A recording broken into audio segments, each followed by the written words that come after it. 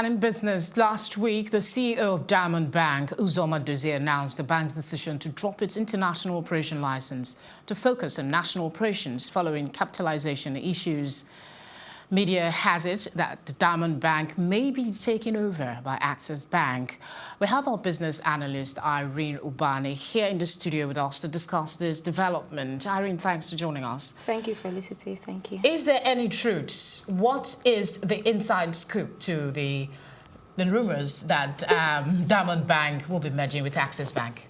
Okay, so like you rightly said, the CEO of Diamond Bank, Uzoma, last week Friday actually said that they were going to close down, they were going to drop all their international operating licenses, right? Meaning it's now going to be a national bank. One of the challenges they've actually been facing a lot of capitalization issues. I don't know if you're aware, the third quarter report that Diamond Bank released turned out to be really terrible compared to the profit after tax from the third quarter of 2017. Third quarter of 2017, their profit after tax was 3.9 billion naira, but then the third quarter of 2018 was 1.6 billion naira. That's a 2.3 billion naira difference. That's a very large plunging down, which is as a result of this capitalization issue, like I said before. And also we know that based on the MTN saga, the central bank also said, they fined Diamond Bank saying they had to pay 250 million naira. So all of these things have sort of they've sort of, you know, brought about all of these challenges that Diamond Bank is having. So that's actually the crux of the challenge. And then, like you said, media houses are saying that it's going to be taken over. However, I have reliable sources from the central bank saying, oh, they've heard about this situation, but they have not been told formally or presented any formal documentation from any of these parties that, oh yes, I'm willing to either merge with this other bank, you know, Diamond and Access, or we're, you know, acquiring it. But then I also have another source from Access Bank saying that most likely it's going to be a situation of merging. Well, yes. Why do you think there is this denial back and forth when it's already in the public domain? There's been letters from the board of directors, stakeholders, so to speak, of the Diamond Bank reacting to the alleged merger. Why do you think there is this air of secrecy about the you have to be very careful with you know, information like this until the central bank comes out with a statement to say, oh, this is what it is.